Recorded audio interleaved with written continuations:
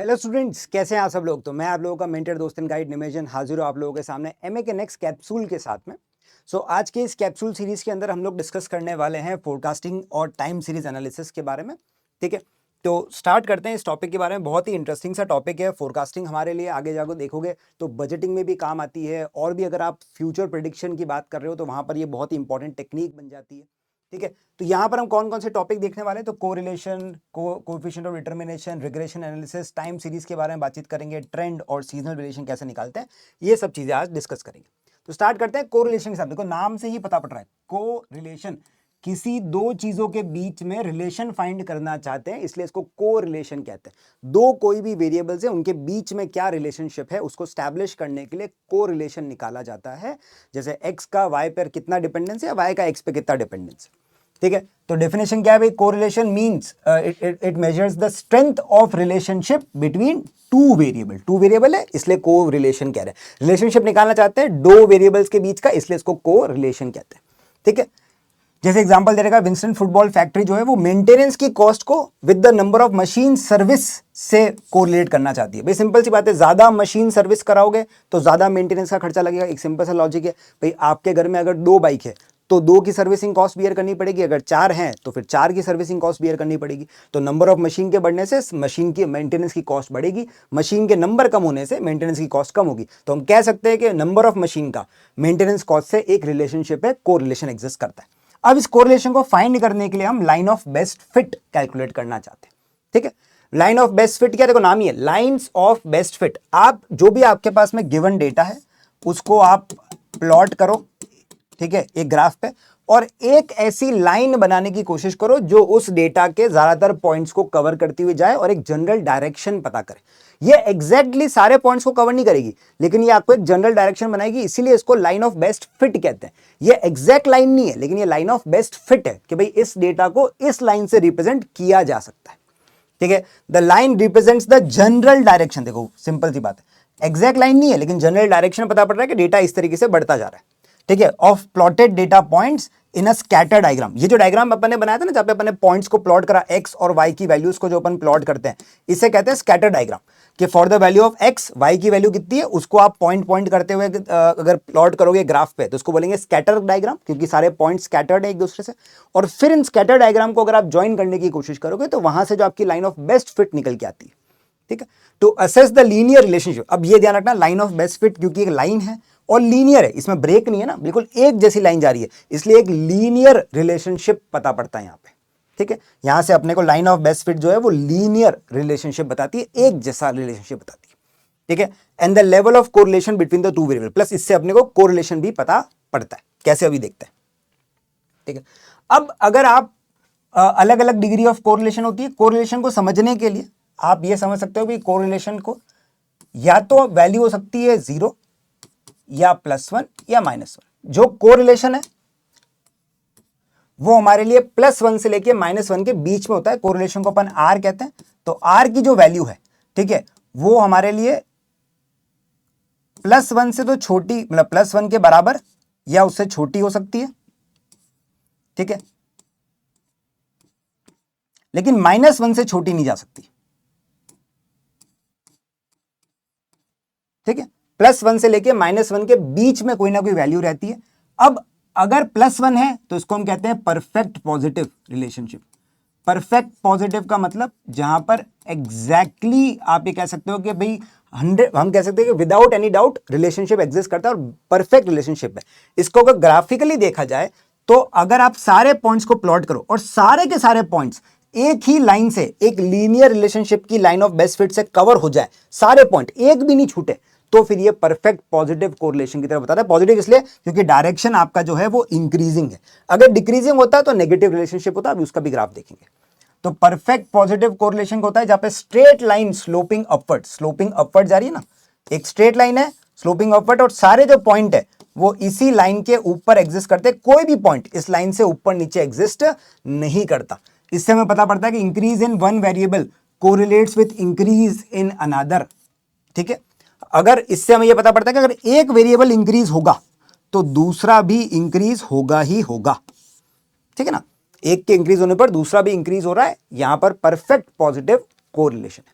ठीक है, और परफेक्ट इसलिए क्योंकि सारे पॉइंट्स जो है वो लाइन ऑफ बेस्ट फिट के ऊपर है, ठीक है, इसको अपन +1 बोलते हैं, परफेक्ट पॉजिटिव। अब अगर परफेक्ट नेगेटिव उल्टा जस्ट अपोजिट -1, ठीक है, ये आपका perfect negative.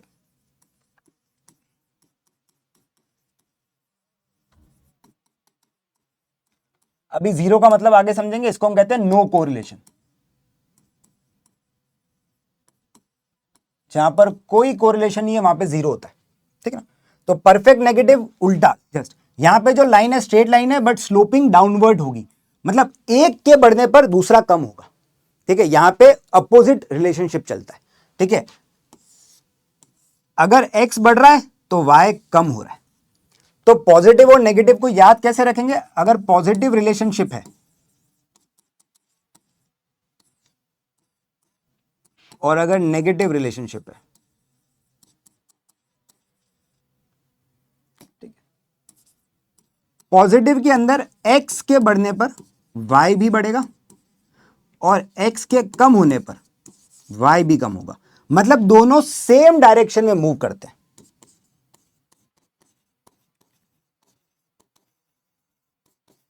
Both variable moves in same direction, दोनों के दोनों सेम डायरेक्शन में मूव करते हैं,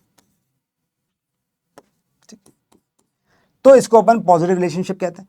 जहां पे दोनों अपोजिट रिलेशनशिप में, अपोजिट डायरेक्शन में मूव करें, एक के बढ़ने पर दूसरा कम हो रहा है या एक के कम होने पर दूसरा बढ़ रहा है, तो इसे हम कहते हैं, यहां पे दोनों अपोजिट डायरेक्शन में मूव करें तो ये नेगेटिव रिलेशनशिप है।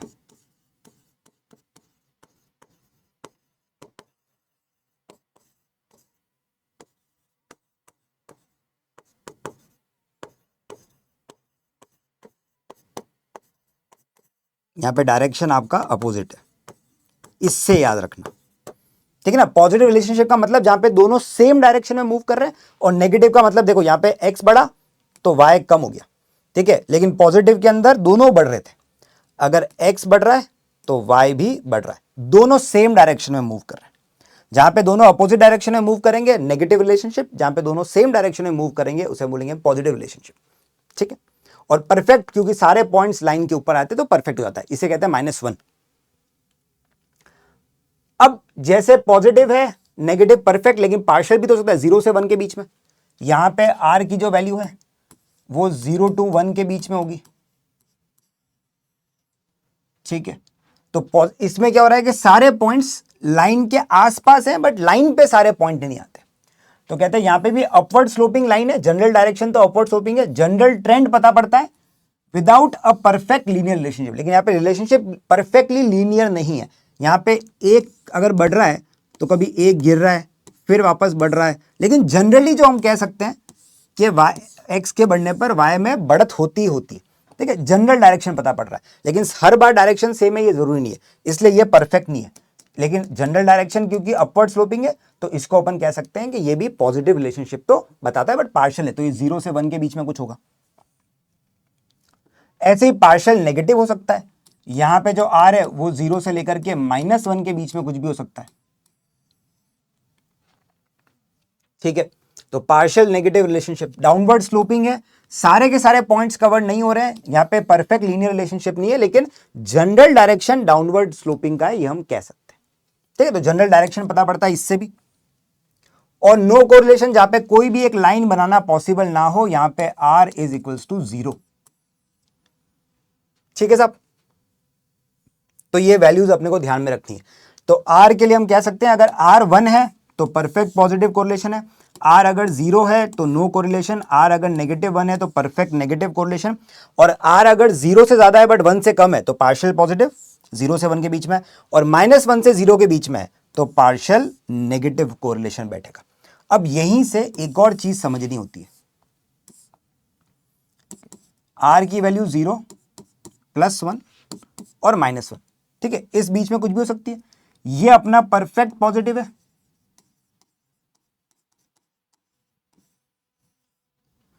और ये अपना परफेक्ट नेगेटिव है, ठीक है, ये परफेक्ट पॉजिटिव ये perfect negative. r is equals to 0 अपने को दे रखा है, इस बीच में कहीं अपना पार्शियल पॉजिटिव है और यहां पे देखोगे तो पार्शियल नेगेटिव है। लेकिन सर रिलेशनशिप की स्ट्रेंथ कैसे पता पड़ेगी? अब स्ट्रेंथ के लिए कहते हैं कि भाई सिंपल सा लॉजिक है, जितना आप +1 के पास जाओगे, जितना पास जाओगे, उतना स्ट्रॉन्ग पॉजिटिव रिलेशनशिप होगा।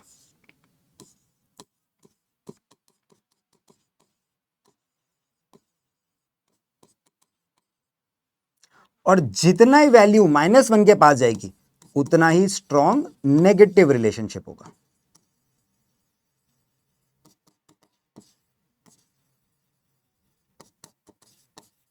ठीक है, जितना 1 के पास जाएंगे उतना स्ट्रॉन्ग पॉजिटिव, जितना -1 के पास जाएंगे उतना स्ट्रॉन्ग नेगेटिव, और इसी का उल्टा, जितना 0 के पास जाओगे उतना ही वीक रिलेशनशिप होगा।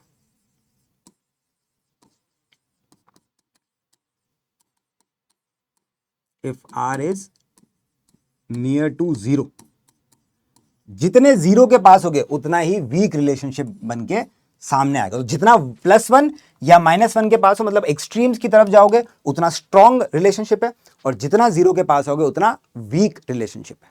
ठीक है, तो ये ध्यान रखने वाली चीज है, ये डायग्राम अपने को ध्यान में रखना है। ठीक है सर। अजय, अब ये सर आर निकाले कैसे हैं, इसका फॉर्मूला है साहब। ठीक है, r is equals to n summation x y minus summation x into summation y, ठीक है, upon n summation x square minus summation x का whole square multiply by n summation y square minus summation y का whole square. Sir ये formula याद करना है? बिल्कुल भी नहीं, एग्जाम में मिलेगा। ठीक है, ये अपने को गिवन होगा, जो टेबल्स है ना अपनी, अपने को जो फॉर्मूला टेबल मिलेगी उसके अंदर लिखा होगा, तो अपने को याद नहीं करना है। ठीक है, डरने की जरूरत नहीं है। बच्चे कितनी बार कहते हैं सर इतना बड़ा फॉर्मूला याद कैसे करेंगे? वैसे तो देखो काफी सारे बच्चों ने फॉर्मूला अपने 12th में 11th में पढ़ा हुआ होता है, बट फिर भी आपको कोई दिक्कत नहीं, आपको फॉर्मूला टेबल में मिल जाएगा। ठीक है, तो प्रोवाइडेड होगा, तो वहां से देखना, अपने को टेंशन लेने की जरूरत नहीं कि सर याद करने की जरूरत नहीं, याद करने की जरूरत नहीं। ठीक है, अच्छा, सिंपल सी बात है, यहां पे ध्यान रखना, higher absolute values of r indicates a stronger correlation. वही, जितनी ज्यादा वैल्यूज +1 के पास या -1 के पास जाएगी, उतना ही ज्यादा स्ट्रॉन्ग रिलेशनशिप निकल के आता है। अब इसको कैलकुलेट करना सीखते हैं साहब। अपने को एग्जाम में जब भी क्वेश्चन होता है ना, तो यहाँ पे अच्छे लोग हैं, ये अपने को सारी वैल्यूज निकाल के दे देंगे, अपने को सिर्फ टेबल में से फॉर्मूला उठाना है और आंसर निकालना होता है। तो चलिए निकाल लेते हैं फॉर्मूला उठा करके आंसर।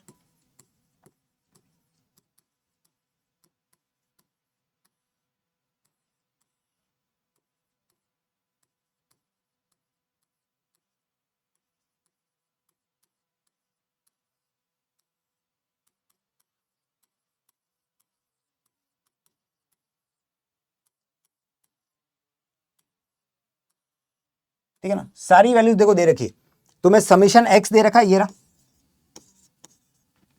तुम्हें समीशन वाई दे रखा है ये रहा, तुम्हें समीशन एक्स वाई दे रखा है, तुम्हें समीशन एक्स स्क्वायर दे रखा है, और ये तुम्हारा समीशन वाई स्क्वायर है। सारी वैल्यूज जो जो अपने को फॉर्मूले में चाहिए है अपने पास में, बस इसको फॉर्मूले में पुट करना और आंसर निकालना है। अच्छा, एन कितना है, वैल्यूज कितनी साहब? बिटवीन द एवरेज ले ली, एवरेज डेली टेम्परेचर 1 2 3 4 5, 5 डेटा है अपने पास में, तो 5 एन है अपने पास में।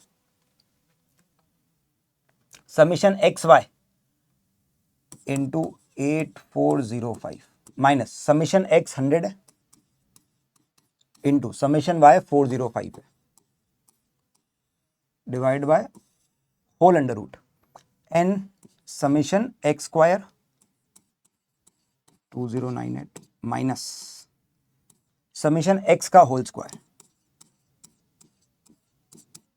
Into n summation y square minus summation y का होल स्क्वायर। बस इसको अब सॉल्व करो।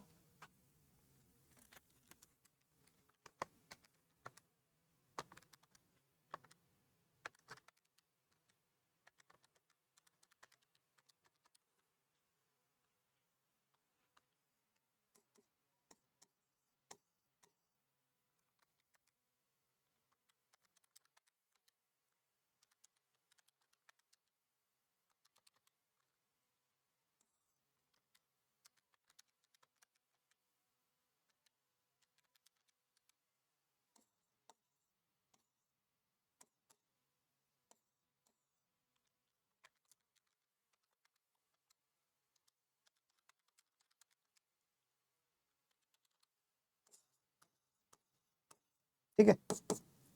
बेसिक ब्रैकेट्स को पहले इसका स्क्वायर कर दो, इसका स्क्वायर कर दो, इन दोनों को मल्टीप्लाई कर दो, इनको मल्टीप्लाई कर दो, इनको मल्टीप्लाई कर दो, आपस में इनको माइनस, इनको माइनस, इनको माइनस, ये अपने पास में वैल्यूज आ गई। अब इनको मल्टीप्लाई करो, अंडर रूट करो और फिर इससे डिवाइड करो। मल्टीप्लाई बाय 490, ये आएगा 2415700। कैलकुलेटर पे अंडर रूट करने के लिए अंडर रूट का सिंबल दबाया, ये अपने पास में अंडर रूट आ गया। ये आया 1525 डिवाइड बाय 1554.25 समथिंग। अब इसको सॉल्व कर दो।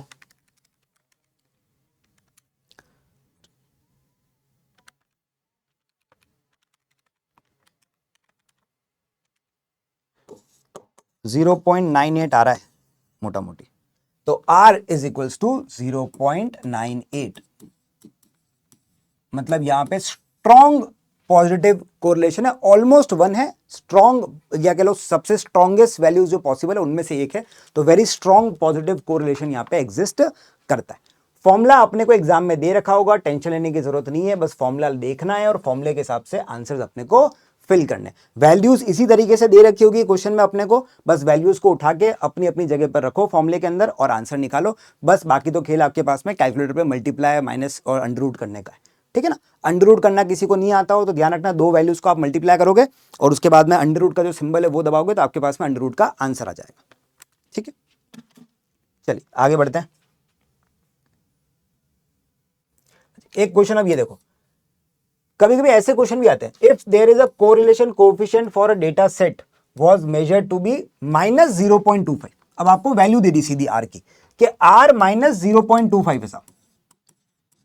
आपको तो ये बताना है कि इस बेसिस पे कौन सा स्टेटमेंट ट्रू है। Is there a perfect positive correlation, is there a perfect negative correlation, there is a partial positive correlation, there is a partial negative correlation.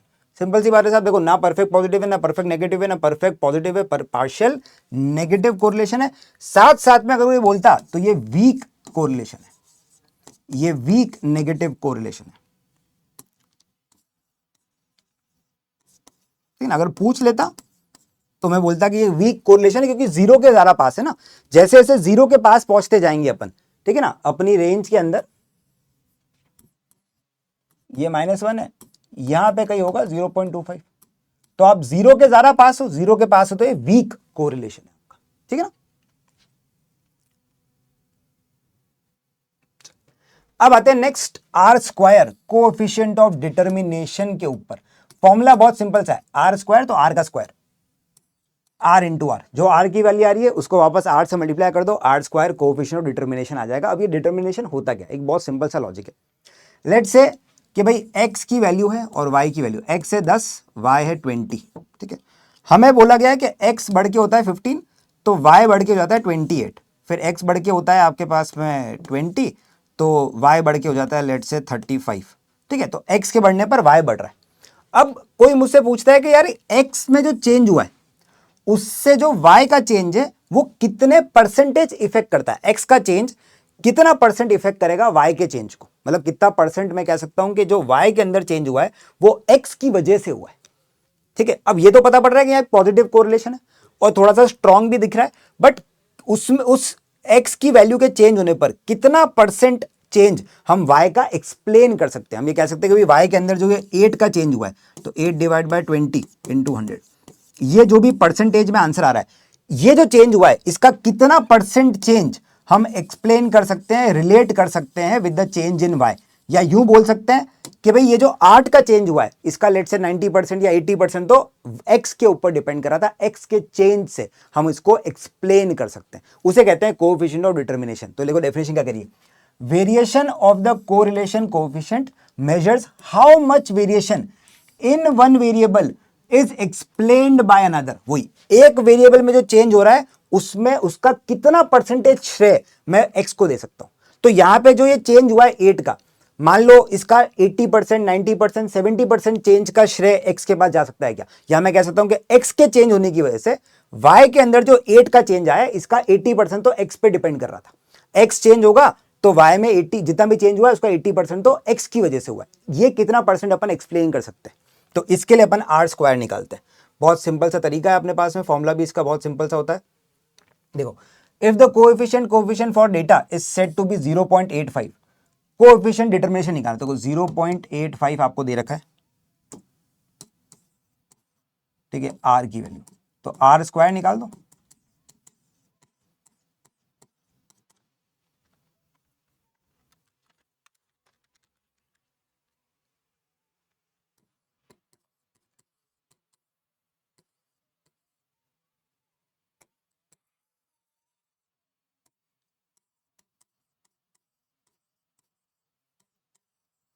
Zero point seven to 72.25, तो 72.25% कह सकते हैं इसको।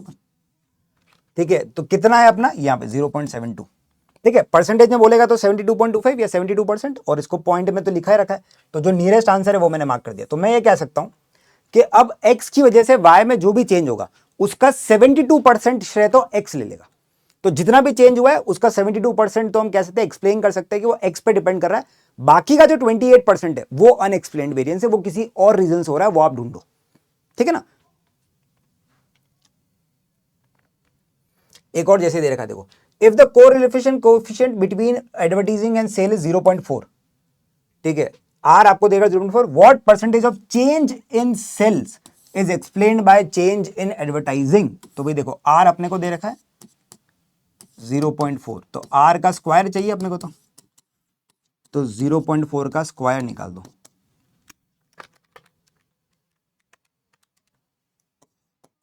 0.16, या मैं इसको 16% भी बोल सकता हूं, 16% भी लिखूंगा तो भी कोई दिक्कत नहीं है।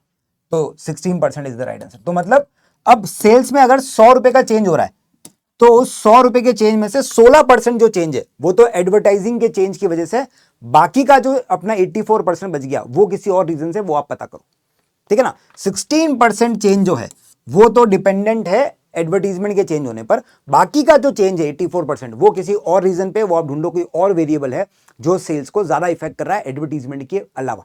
ठीक है, तो जिस वेरिएबल पे ज्यादा डिपेंडेंट होगा उसका आर स्क्वायर ज्यादा आएगा, वो आपके लिए इंपॉर्टेंट वेरिएबल बन जाएगा। ठीक है, तो यहां पे सेल जो है वो सिर्फ 16% डिपेंड करती है एडवर्टीजमेंट के ऊपर, कोई और फैक्टर है जो 84% इफेक्ट करता है, वो आपको ढूंढना पड़ेगा। अब आते हैं next, linear regression analysis. Linear equation या लीनियर रिग्रेशन जिसे अपन कहते हैं, सिंपल सी अपनी इक्वेशन है, यही अपनी कॉस्ट इक्वेशन है, इसी को अपन यहां पर भी यूज करते हैं, y equals to a plus b x.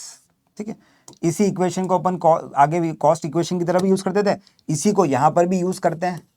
ठीक है साहब, अब इसके अंदर बस फर्क इतना सा है, पहले अपन जब हाइलो लगाते थे तो अपन हाइलो लगाने के लिए बी निकालते थे, फिर ए निकालते थे। यहाँ पे बी और ए निकालने के लिए स्टैटिस्टिकल फॉर्मूले अपने पास में, ये भी आपको याद नहीं करना, ये भी आपको एग्जाम में प्रोवाइड कर दिए जाएंगे। बस इससे भी आपको क्या होती है, आप लीनियर रिग्रेशन को यूज करके यहाँ पे एक लाइन ऑफ बेस्ट फिट को प्रिडिक्ट करने की कोशिश करते हो। इसमें एक्स की जैसे जैसे वैल्यू चेंज होगी वैसे वैसे वाई की एक वैल्यू आती रहेगी, तो ये आपकी एक लाइन ऑफ बेस्ट फिट बन जाएगी। ठीक है, अब इसमें ए और बी निकालने के आपके पास में फॉर्मूले, ये भी आपको एग्जाम में दे रखे होंगे, टेंशन लेने की जरूरत नहीं।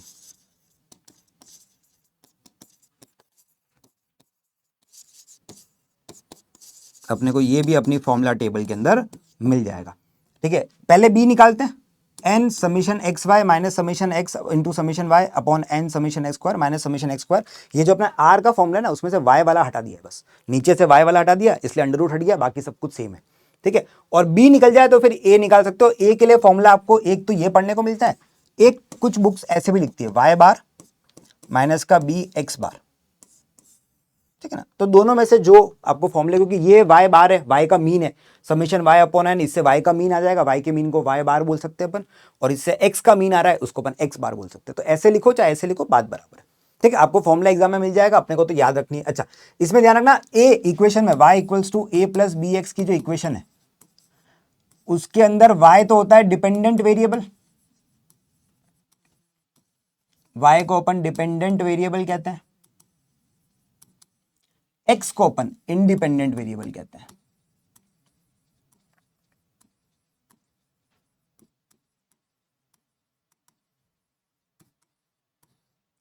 b को अपन कहते हैं स्लोप या ग्रेडियंट, इसको अपन वेरिएबल कॉस्ट भी कहते हैं, बट स्टैटिस्टिकली इसको स्लोप या ग्रेडियंट कहा जाता है। ठीक है, और कॉस्ट में इसको वेरिएबल कॉस्ट कहते हैं, और ए को अपन कहते हैं इंटरसेप्ट, या इसको अपन फिक्स कॉस्ट भी कहते हैं। ठीक है, तो ये नाम ध्यान में रखने वाली चीज है। ठीक, इसकी इक्वेशन निकालते हैं। देखो सारी वैल्यूज अपने को दे रखी है, अपने को पहले बी निकालना है और फिर ए निकालना है।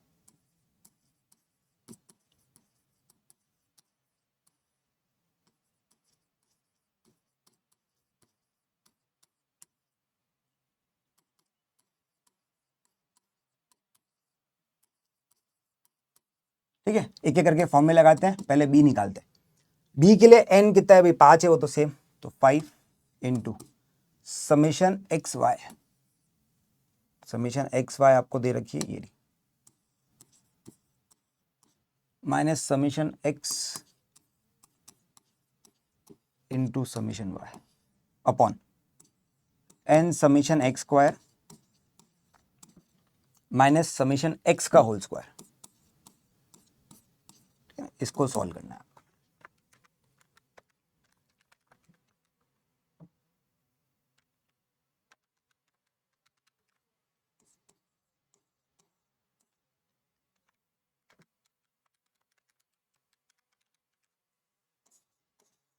490,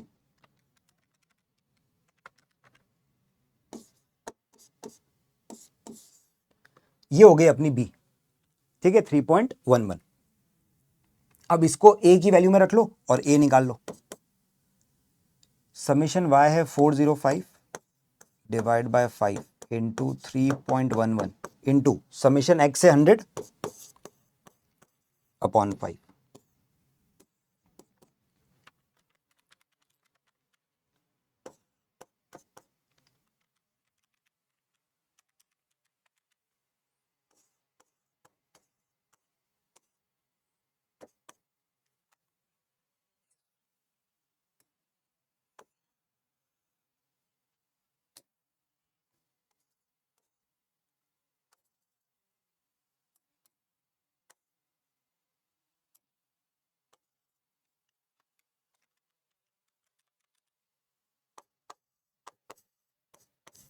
$18.8। तो अपने पास में इक्वेशन आ गई, y is equals to 18.8 plus 3.11x। ठीक है साहब, ये अपने पास में इक्वेशन आ गई।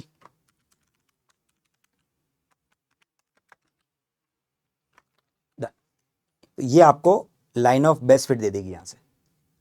ठीक है जी, तो ये इक्वेशन है, अपने पास में फॉर्मूले हैं ए और बी के, दोनों अपने को एग्जाम में दे रखे होंगे, यूज करके अपने को अपनी लाइन ऑफ बेस्ट फिट निकालनी है, रिग्रेशन इक्वेशन निकालनी है। ठीक है, फॉर्मूले की टेंशन लेने की जरूरत नहीं है, सारी वैल्यू ऐसी आपको दे रखी होगी, आपको फॉर्मूले भी दे रखे होंगे, आपको बस फॉर्मूले में फिट करना है, इतना सा ध्यान रखना है एग्जाम के अंदर, बाकी कोई दिक्कत इसमें नहीं होगी।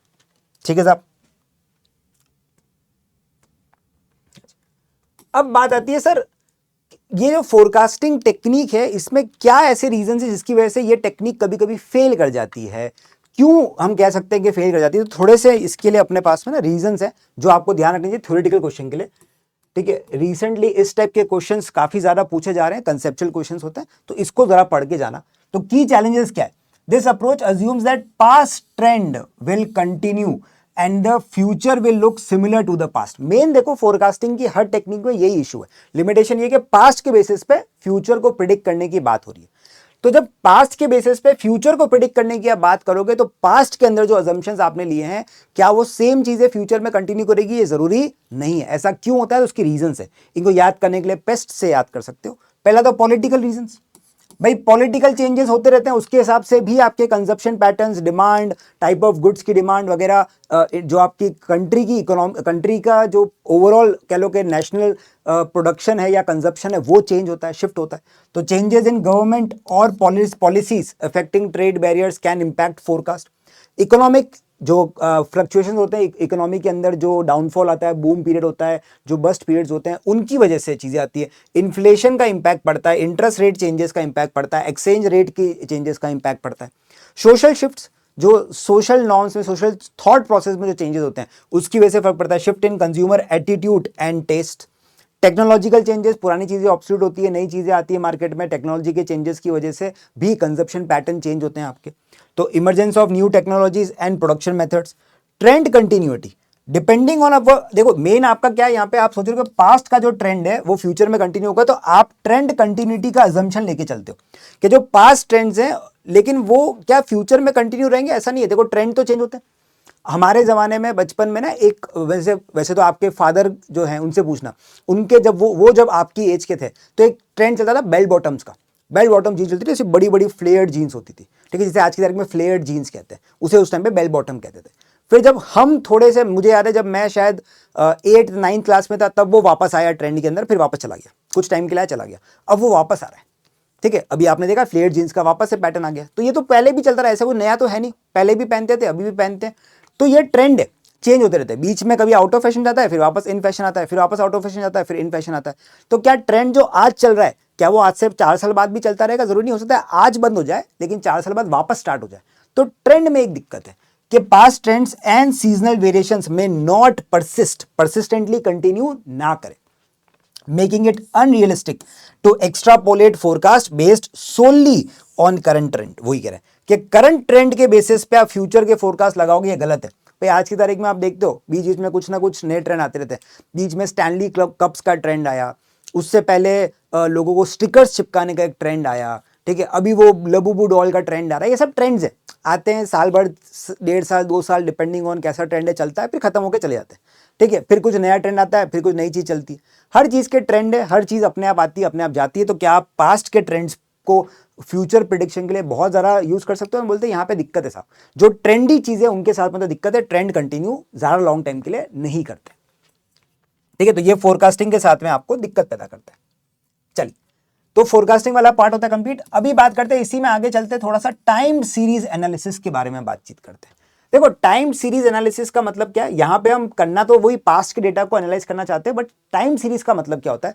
कोई भी ऐसा डेटा जो टाइम के हिसाब से डिवाइडेड हो, जैसे क्वार्टरली बेसिस की सेल्स, एनुअल सेल्स। ठीक है, मैं कह रहा हूं कि भाई ये मेरा एनुअल टारगेट है, ये मेरा मंथली टारगेट है, ये मेरी मंथली सेल है। जब भी आप किसी भी डेटा को टाइम पीरियड के बेसिस पे डिवाइड कर दोगे, वो टाइम सीरीज बन जाती है। और ऐसे टाइम के बेसिस पे डिवाइडेड डेटा को जब हम स्टडी करने की बात करते हैं, उसे टाइम सीरीज एनालिसिस कह देते हैं। ठीक है सर, तो यहां पे हम ट्रेंड की बात करते हैं, सीजनल वेरिएशन की बात करते हैं। ट्रेंड मतलब वही जो भी आपका, अब यहां पे जो हम ट्रेंड की बात करें, थोड़ा सा लॉन्ग टर्म ट्रेंड निकालना चाहते हैं, तो लॉन्ग टर्म जो मूवमेंट है ओवर टाइम, उसे हम ट्रेंड कहते हैं, शॉर्ट टर्म वाले को ट्रेंड नहीं कहते। अभी कैसे निकालते हैं देखेंगे। अब इसी ट्रेंड में जो शॉर्ट टर्म फ्लक्चुएशंस होते हैं, उससे कह देते हैं सीजनल वेरिएशन। सीजनल है ना, कि भाई सीजन जैसे आता रहता है, हर 3-4 महीने में सीजन चेंज होता है, वैसे ये भी शॉर्ट टर्म फ्लक्चुएशन है, इसलिए इनको सीजनल कहते हैं। ठीक है, जरूर नहीं हर 3-4 महीने में चेंज होंगे, लेकिन मौसम के हिसाब से भी चेंज होते हैं, टाइम पीरियड के हिसाब से भी चेंज होते हैं, मंथ के हिसाब से भी चेंजेस होते हैं, त्योहारों के हिसाब से भी चेंजेस जो आते हैं, ये सब सीजनल वेरिएशंस कहलाते हैं। दिवाली पे किसी पटाखों की डिमांड होगी, होली पे कलर्स की डिमांड होगी, ठीक है, किसी और त्योहार पे किसी और चीज़ की डिमांड बढ़ जाएगी। ठीक है, सर्दियों में सर्दियों के कपड़े बिकेंगे, बारिश के अंदर आपके रेनकोट्स और छातों की डिमांड बढ़ जाएगी। तो ये सीजनल वेरिएशन है सारे के सारे, जो शॉर्ट टर्म फ्लक्चुएशन है। अब इन्हीं में एक आता है साइक्लिकल वेरिएशन। ये थोड़े से लॉन्ग टर्म या medium to long term variation है, बट इनको प्रिडिक्ट कर पाना इतना आसान नहीं है, लेकिन होता है। जैसे हम कहते हैं ना कि हर थोड़े थोड़े टाइम में मौसम बदलता है। जैसे जो लोग मौसम को जानते हैं उनको पता है कि भाई बीच बीच में ना एक अल नीना और एक अल नीनो की साइकिल चलती है। कुछ टाइम तक अल नीनो चलता है तो बहुत गर्मी लगती है, फिर अल नीना आता है तो उस टाइम पे सर्दी ज़्यादा होती है, बारिश ज़्यादा होती है। अभी जैसे अल नीना चल रहा है, ठीक है, तो ये चेंजेस अभी साइक्लिकल है, लेकिन कब कौन सा होगा कह नहीं सकते। लेकिन ये मीडियम टर्म होता है, नॉर्मली 3-4 साल के अंदर चेंजेस होते हैं, लेकिन जरूरी नहीं है कि फिक्स पता हो। तो ये साइक्लिकल है। जो मीडियम टर्म चेंजेस हैं, जो रिपीट तो होंगे लेकिन कब होंगे ये नहीं पता है, रिपीट होंगे ये पता है, इसलिए वेरिएशन है और साइक्लिकल है, क्योंकि साइकिल की तरह होता रहेगा, बट कब होगा ये नहीं पता। ठीक है, जैसे इकोनॉमी में होता है ना, कुछ टाइम के लिए बहुत अच्छा पीरियड चलता है, बूम चलता है, फिर एक छोटा बस्ट आता है। कभी बस्ट लंबा होता है, कभी बस्ट छोटा होता है, कभी बूम बहुत लंबे टाइम चलता है, कभी बूम छोटे टाइम तक चलता है। ये सब साइकिल है। अब ये होना है, बट कब होगा कैसे होगा ये ना आपको पता है ना हमें पता है, इसलिए साइक्लिकल वेरिएशन है। तो साइक्लिकल वेरिएशन का मतलब medium term changes in resulting from factors that repeat in cycle. Cyclical variations are longer term than seasonal variations. और फिर इसके अलावा भी और ऐसे वेरिएशन होते हैं जो बिल्कुल रैंडम होते हैं, जैसे कोविड हो गया था, कोई प्रिडिक्ट नहीं कर सकता, रैंडम वेरिएशन है, इसका कोई पास प्रूफ नहीं होता, कभी भी कैसे भी कुछ हो जाए, वॉर हो जाती है, ये सब रैंडम वेरिएशन है। ठीक है, तो fluctuations that are not part of a pattern and are difficult to predict, उन्हें रैंडम वेरिएशन कहते हैं। अब देखो, साइक्लिकल वेरिएशन बहुत अपने को नहीं पता कि कब होगा, बट होगा ये पता है। रैंडम वेरिएशन तो प्रिडिक्ट नहीं कर सकते, तो हम प्रिडिक्शन में इन दोनों को भूल जाते हैं। हिसाब से तो अगर आपको प्रिडिक्शन निकालना है तो प्रिडिक्शन जो है आपका, वो चारों चीजों को लेके निकलना चाहिए, जिसमें आप trend, seasonal variation, cyclical variation और रैंडम वेरिएशन को लेके चलो। अगर एडिटिव मॉडल है तो प्लस, मल्टीप्लिकेटिव मॉडल है तो मल्टीप्लाई। बट चक्कर है भाई साहब, आप सी और आर को प्रिडिक्ट नहीं कर सकते, इतना आसान नहीं है हमारे लिए। तो हम यहाँ पे फॉर्मूला शॉर्ट कर देते, कहते हैं सी और आर को भूल जाओ, सिर्फ ट्रेंड और सीजनल वेरिएशन को ध्यान में रखो। इसलिए हम सिर्फ दो चीजों को ध्यान में रखते हैं, ठीक है, कि या तो एडिटिव मॉडल है तो ट्रेंड प्लस या माइनस सीजनल वेरिएशन, और अगर मल्टीप्लिकेटिव है तो मल्टीप्लाई करके निकाल देंगे हमारे फोरकास्टिंग। तो फोरकास्टिंग के हमारे पास में शॉर्ट में दो तरीके हैं। सी और आर को प्रिडिक्ट करना मुश्किल है, साइक्लिकल वेरिएशंस और रैंडम वेरिएशंस को प्रिडिक्ट करना मुश्किल है, इसलिए उनको इग्नोर करते हैं। हम सिर्फ दो चीजों को लेकर चलते हैं जिनको हम रिलायबल तरीके से प्रिडिक्ट कर सकते हैं, वो है हमारा ट्रेंड और सीजनल वेरिएशन। ठीक है साहब, अब इसी को निकालना सीखते हैं। कैसे टाइम सीरीज एनालिसिस होती है? तो सबसे पहले आपको करना है स्टेप नंबर 1, आपको ट्रेंड आइडेंटिफाई करना है। अब ट्रेंड आइडेंटिफाई करने के लिए आप मूविंग एवरेज निकाल सकते हो या आप लीनियर रिग्रेशन एनालिसिस यूज कर सकते हो, जैसे अपने पिछले चैप्टर को अभी जैसे पिछले क्वेश्चंस में देखा। तो अभी अपन मूविंग एवरेज क्या है वो सीखेंगे, मूविंग एवरेज कैसे निकालते हैं उसके थ्रू सीखेंगे। ये टाइम सीरीज आ जाए, फिर इस ट्रेंड को आप फोरकास्ट करो फ्यूचर के लिए, और इस ट्रेंड के बेसिस पे और एक्चुअल वैल्यू के बीच का जो डिफरेंस है उससे सीजनल वेरिएशन निकालो, और सीजनल वेरिएशन को ट्रेंड में एडजस्ट करके फ्यूचर के फोरकास्ट निकाल दो। ठीक है, तो आपने पहले निकाला ट्रेंड, ठीक है, ट्रेंड के बेसिस पे फ्यूचर का फोरकास्ट करा, फिर निकाला सीजनल वेरिएशन, और फिर इस फोरकास्ट को एडजस्ट करा। ठीक है, तो आपने वाई निकालने के लिए टी प्लस माइनस एस, या फिर मल्टीप्लिकेटिव मॉडल है तो टी इंटू एस। इस एडजस्टमेंट के बाद में आपके पास में एक्चुअल फोरकास्ट निकल के आता है। एक एक करके सारी बातें सीखते हैं। सबसे पहले ट्रेंड निकालना सीखते हैं। ट्रेंड क्या है साहब? देखो, कोई भी अगर वैल्यू है और वो जो चल इस तरीके से अगर चल रही है, ऊपर नीचे सेल होती रहती है, इसको अगर मैं स्मूथ आउट कर दूं, एक लीनियर लाइन से रिप्रेजेंट करूं, तो उससे बोलेंगे trend. Trend is an smoothen out time series line. जो टाइम सीरीज की हमारा डेटा है उसको अगर मैं एक स्ट्रेट लाइन में स्मूदन आउट, मतलब स्ट्रेट लाइन के अंदर बताना चाहूं, तो फिर उससे हम बोलेंगे ट्रेंड। ठीक है, in other words the trend line indicates the general direction. ये भी जनरल डायरेक्शन बताती है, तो इसको इसलिए अपन हमारी लीनियर रिग्रेशन के साथ में या लाइन ऑफ बेस्ट फिट के साथ में भी कंपेयर करते हैं, और सही भी है, कंपैरिजन क्लियर है बिल्कुल, दोनों सेम काम करते हैं। Of the data line with minimal fluctuations, the trend of historical data can be establish in the following वे। अब निकालने के तीन तरीके, या तो आप लीनियर रिग्रेशन एनालिसिस कर सकते हो, या ग्राफ के ऊपर line of best fit draw कर सकते हो, या आप एक मेथड यूज कर सकते हो जिसे अपन कहते हैं मूविंग एवरेज, और यहां पे अभी अपन मूविंग एवरेज ही सीखेंगे। लीनियर रिग्रेशन तो अपन सीख चुके हैं, equation y equals to a plus b इसकी इक्वेशन बना करके। ग्राफ वाला मेथड हमारे नहीं आता, हम मूविंग एवरेज वाला मेथड और सीख लेते हैं। देखो, मूविंग एवरेज बहुत सिंपल सा है। जैसे यहाँ पे आपको बोल रखा है 3 पॉइंट और 2 पॉइंट का आपको मूविंग एवरेज निकालना है, ये आपके सामने डेटा दे रखा है, बहुत सिंपल सा। देखो, मुझे अगर 3 पॉइंट मूविंग एवरेज निकालना है,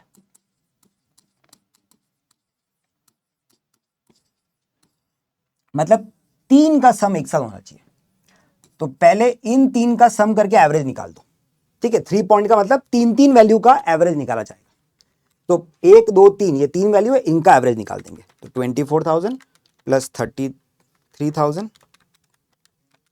प्लस 48, तो ये हो गया 1,05,000 डिवाइड बाय 3, क्योंकि 3 पॉइंट का मूविंग एवरेज है तो डिवाइड बाय 3, तो इनका एवरेज आ गया 35। और नेक्स्ट, अब ये 3 है अपने पास में, नेक्स्ट ये 3 है, तो इन तीनों का 33 प्लस 48 प्लस 15, एक एक करके आगे बढ़ते जाएंगे। पहले इन तीनों को निकाला, फर्स्ट 3, फिर एक को काटा, नेक्स्ट 3, फिर एक और को काटा, फिर नेक्स्ट 3, ऐसे। अब है ही नहीं तो अपन यहां रुक जाएंगे। 96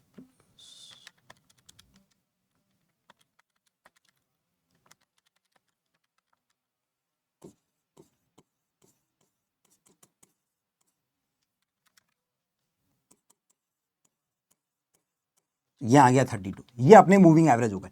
अब इसको देख के ये लग रहा है कि 3,000 रुपए से वैल्यू कम होती जा रही है। Average minus average trend 3,000 minus का है, बट डेटा कम है तो प्रिडिक्शन इतना आसानी नहीं होगा। अब ऐसे ही 3 पॉइंट की जगह 2 पॉइंट बोल सकता है। अब यहां पे थोड़ा मुश्किल है, जब भी आपको इवन नंबर का पॉइंट मूविंग एवरेज दे दिया जाए ना, तो आपको 2 बार मूविंग एवरेज निकालना पड़ता है। अगर ऑड है तो एक ही बार में निकल जाता है, बट अगर इवन आता है तो 2 बार निकालना पड़ता है। इसको समझते क्यों? वैल्यू है 24, 33, 48 और 15।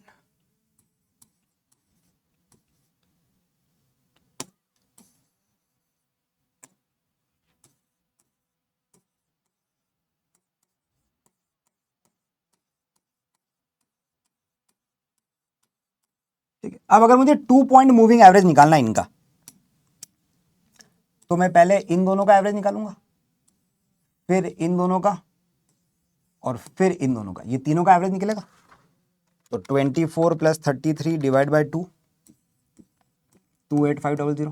फिर इन दोनों का निकलेगा 33 प्लस 48 डिवाइड बाई 2, 40,500। फिर इन दोनों का निकलेगा 48 प्लस 15 डिवाइड बाई 2, 31,500।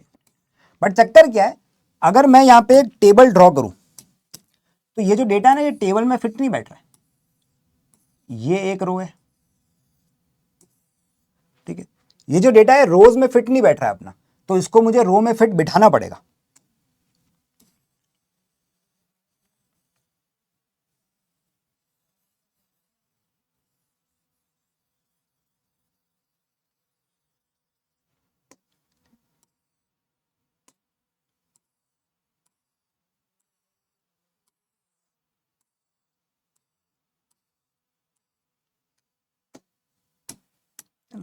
क्योंकि इन दोनों का एवरेज कहीं यहां बीच में होगा। ये 31,500 यहां आ रहा है, इन दोनों का एवरेज, इन दोनों का एवरेज इनके बीच में होगा, तो ये यहां आ रहा है, और इन दोनों का एवरेज इनके बीच में कहीं होगा, तो ये यहां आ रहा है। अब ऐसे तो डेटा को लिख नहीं सकते, डेटा को तो लाइन में लिखना पड़ेगा। तो अब इन दोनों का एवरेज निकाल के अपन इस रो में लिख देंगे और इन दोनों का एवरेज निकाल के इधर लिख देंगे। तो जब भी इवन होता है ना, तो इवन में आपको 2 बार एवरेज निकालने पड़ते हैं, ये ध्यान रखना। एक बार पहले निकाला और फिर एक बार वापस निकालना पड़ेगा। तो 28, ये हो जाएगा 34,500 और ये आ जाएगा 36। इससे आपका एवरेज कुछ और आया, ठीक है, अलग अलग आएगा, हर पॉइंट से अलग अलग आता है, सेम नहीं आएगा, लेकिन तरीका है। तो ये 2 पॉइंट मूविंग एवरेज था, तो 2 पॉइंट मूविंग एवरेज के लिए अपन ने 2 बार निकाला क्योंकि इवन था। ध्यान रखना, जब भी क्वेश्चन इवन बोले 2 पॉइंट 4 पॉइंट ऐसा कुछ, तो वहां पे आपको 2 बार आंसर कैलकुलेट करना पड़ेगा। 3.5 पॉइंट में एक ही बार में आंसर आता है, क्योंकि वहां पे 3 में क्या होगा, इन तीनों का आंसर सेंटर वाली रो में आ जाएगा, फिर इन तीनों का आंसर सेंटर वाली रो में आ जाएगा। 2 पॉइंट में ऐसा नहीं हो रहा, बीच बीच में आंसर आ रहा है, तो इनको वापस रो में लाने के लिए एक बार फिर एवरेज निकालना पड़ता है। इवन में 2 बार निकालना पड़ेगा, ये ध्यान रख लेना, ठीक है ना। ठीक है, ये इवन में अपने 2 बार निकाले आंसर। अब अगर कहीं पे ऐसा ट्रेंड पता ना पड़े ना, तो एक फॉर्मूला है जो आपको याद रखना पड़ेगा।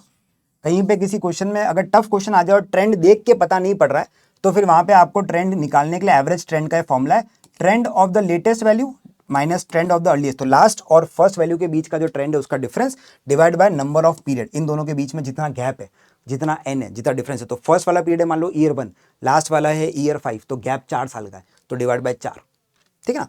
तो मान लो फर्स्ट वाला जो ट्रेंड है वो ईयर 1 का है, उसमें से ट्रेंड माइनस करा ईयर 5 का, तो इनको डिवाइड करेंगे 4 से, क्योंकि बीच का डिफरेंस 4 है, ठीक है ना, तो उससे डिवाइड करेंगे, ऐसे एवरेज आ जाएगा इनका। तो ये एवरेज पीरियोडिक इंक्रीज का भी निकाल सकते हो। अगर ट्रेंड ना पता पड़ा हो डायरेक्टली, तो आप एवरेज ट्रेंड निकाल सकते हो इस फॉर्मूले से। किसी टफ क्वेश्चन में ही काम आएगा, नॉर्मल क्वेश्चन में तो काम नहीं आता, बट फिर भी अगर आ जाए टफ क्वेश्चन तो ये फॉर्मूला याद होगा, तभी ट्रेंड निकाल पाएंगे।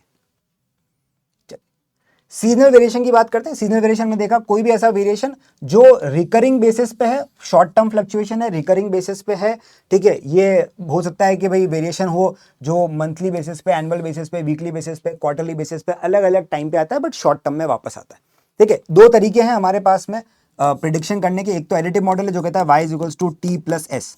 तो अगर इसमें मुझे s निकालना है तो मैं t को इधर ले सकता हूं, तो s का फॉर्मूला बन जाता है y माइनस टी। और मल्टीप्लीकेशन में हम बोलते हैं y is equals to t into s. तो अगर s निकालना है तो हम बोल देते हैं y डिवाइड बाई टी,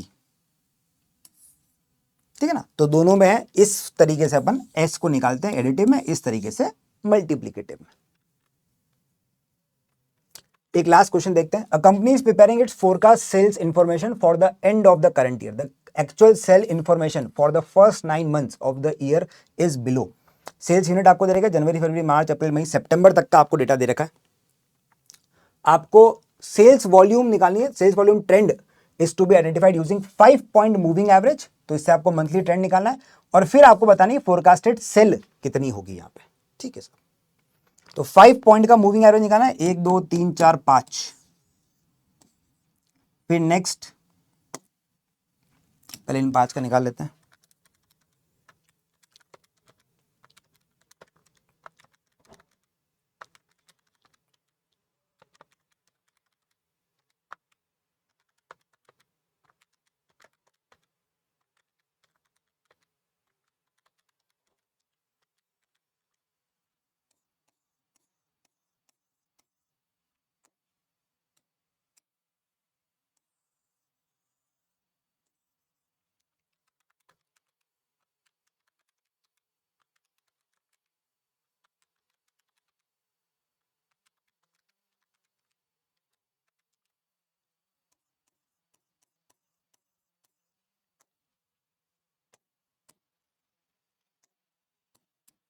फिर नेक्स्ट ये कटा, अब ये 5, 1 2 3 4 5, इन पाँचों का एवरेज निकालते हैं। 165,800 प्लस 182,600 प्लस 160,100 प्लस 197,100 प्लस 174,600,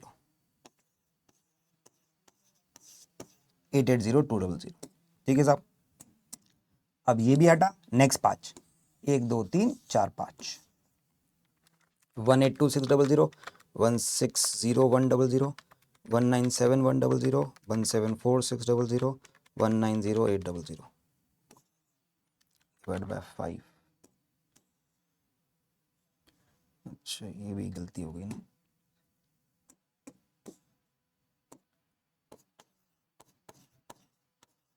इसको डिवाइड बाय 5 नहीं करा।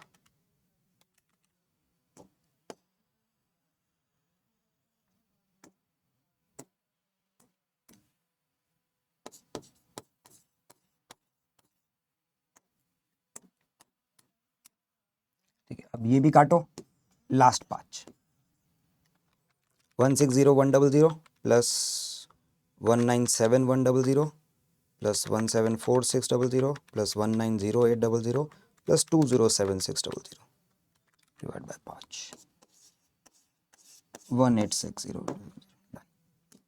अब इनका अपन ट्रेंड निकाल सकते हैं यहां से। इन सब में ट्रेंड कितना कितना है भाई, अगर ध्यान से देखो तो सब में 5,000 का डिफरेंस है।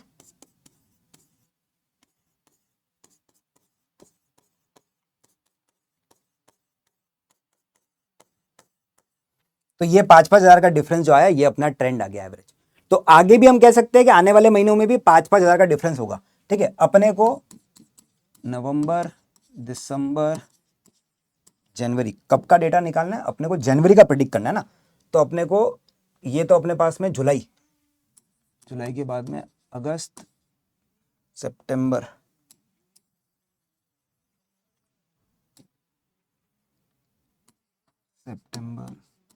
अक्टूबर, नवंबर, दिसंबर और जनवरी, इनका डेटा जनवरी तक आना है अपने को। तो देखो अगस्त का डेटा यहाँ पर अगर निकालू, प्रिडिक्ट करूँ मैं, तो वो आना चाहिए था 191,040 और सितंबर का प्रिडिक्शन आना चाहिए था 197 या 196,040। ठीक है, 5,000 से बढ़ाते जा रहे हैं। ठीक है ना, ठीक है। अपने को चाहिए y is equals to t plus minus s, ये y निकालना है। ट्रेंड तो आ गया, अब मुझे सीजनल वेरिएशन चाहिए।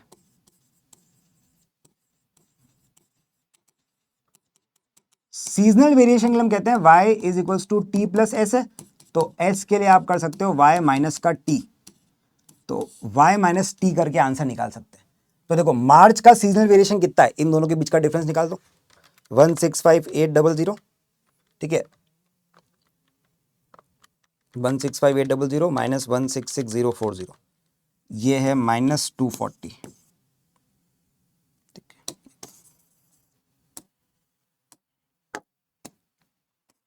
माइनस 240।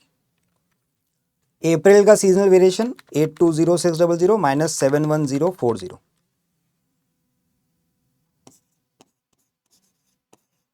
ठीक है, ये वैल्यू टी की है अपने पास में, तो टी में से ये y है, तो y माइनस टी कर रहे हैं, इन दोनों को आपस में माइनस करें, जो है मई का निकाल लेते हैं, 160,100 माइनस 176,040।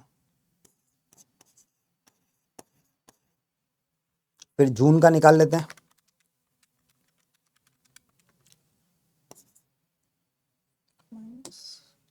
पॉजिटिव होगा,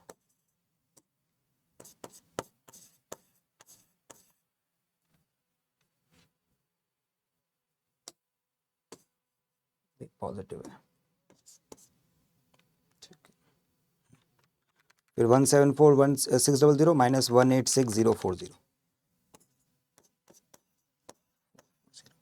फिर अगस्त का निकाल लेते हैं, जुलाई आ गया, अगस्त 190,800 माइनस 191,040 माइनस 240। देखो ये रिपीट होना स्टार्ट हो गया, एंड 20,7600 माइनस 196,040, ये अपने पास में रिपीट हो गया। तो ये वैल्यूज हैं जो यहाँ से वापस रिपीट होनी स्टार्ट हो गई। तो अगर ये दो स्टार्टिंग की वैल्यू है, ये दो रिपीट हुई, तो आगे की वैल्यू अपन यहाँ से कह सकते हैं। तो अगस्त सितंबर तक का तो है, अक्टूबर नवंबर दिसंबर का प्रिडिक्ट करना है, दिसंबर जनवरी तक का, ठीक है ना।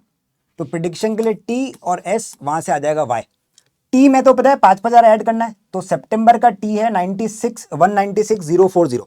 तो 196,040 के अंदर आप 5,000 ऐड कर दो, तो ये 201040 हो जाएगा, यहाँ पे 206040 हो जाएगा, यहाँ पे 211040 हो जाएगा, यहाँ पे 216040 हो जाएगा।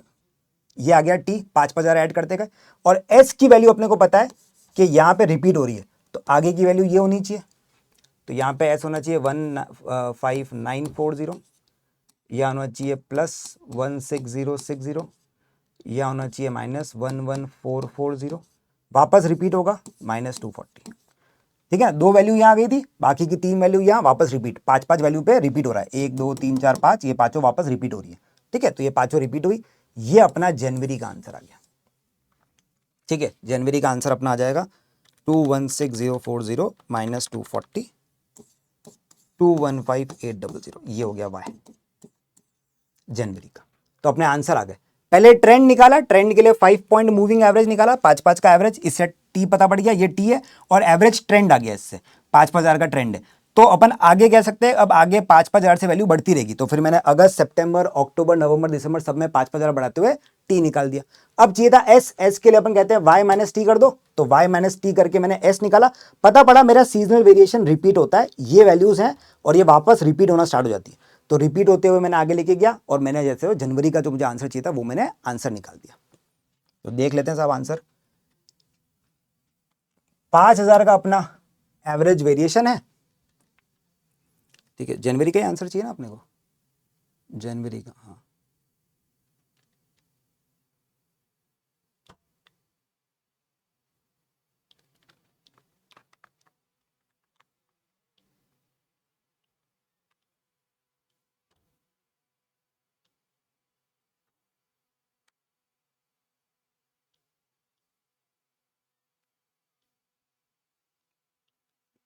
सितंबर अक्टूबर नवंबर दिसंबर जनवरी, हाँ ये जनवरी का आंसर यही है।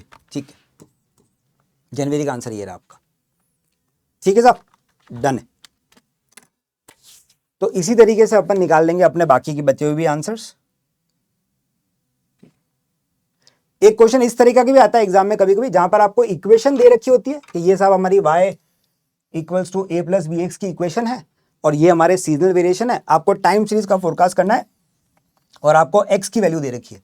अब यहाँ पे जो x है वो क्वार्टर का नंबर है। ठीक है, अब क्वार्टर नंबर बोल रखा है, फर्स्ट क्वार्टर ऑफ 2019 का नंबर है 17, तो मैं आंसर चाहिए 2010 का। तो 2009 का अगर क्वार्टर 1 17 है तो 2 18 है, 19 फोर्थ वाला 20 है, तो इस पे आते आते 21 22 23 तक जाना पड़ेगा तुम्हें। तो इसका नंबर 23 है, तो अब बस ये 23 इक्वेशन में डाल दो।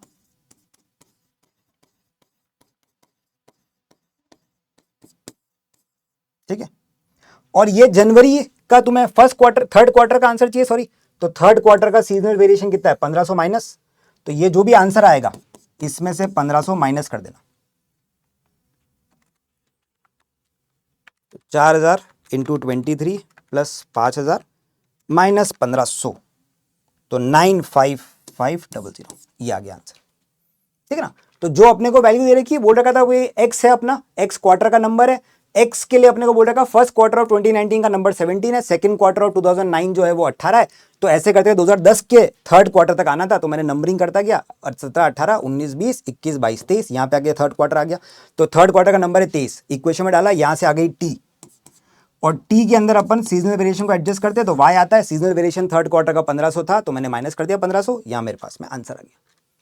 ठीक है साहब, तो एक सिंपल सा टॉपिक है, कुछ ज़्यादा इसमें डिफिकल्टी होती नहीं है, बहुत इजीली आराम से हो जाता है ये काम। ठीक है साहब, चलिए तो यहीं पे रुकते हैं। ठीक है, आज के लिए ये टॉपिक मैंने आप लोगों को शॉर्ट में एक बार रिवाइज करवा दिया। ठीक है, इसके क्वेश्चंस वगैरह ट्राई करना, बहुत ही इजी सा टॉपिक है। ट्रेंड और सीजनल वेरिएशन निकालने को आ जाए तो बहुत ही इजी तरीके से निकल जाता है एग्जाम में, ज़्यादा डिफिकल्टी होती नहीं है। लीनियर रिग्रेशन एनालिसिस तो बहुत ही ईजी आता है। ठीक है साहब, चलिए ठीक है बच्चों, थैंक यू सो मच। आज के इस कैप्सूल को यहीं पे ओवर करते हैं और आपसे आगे मिलेंगे ऐसे ही किसी और कैप्सूल के साथ में। चलिए, थैंक यू सो मच बच्चों।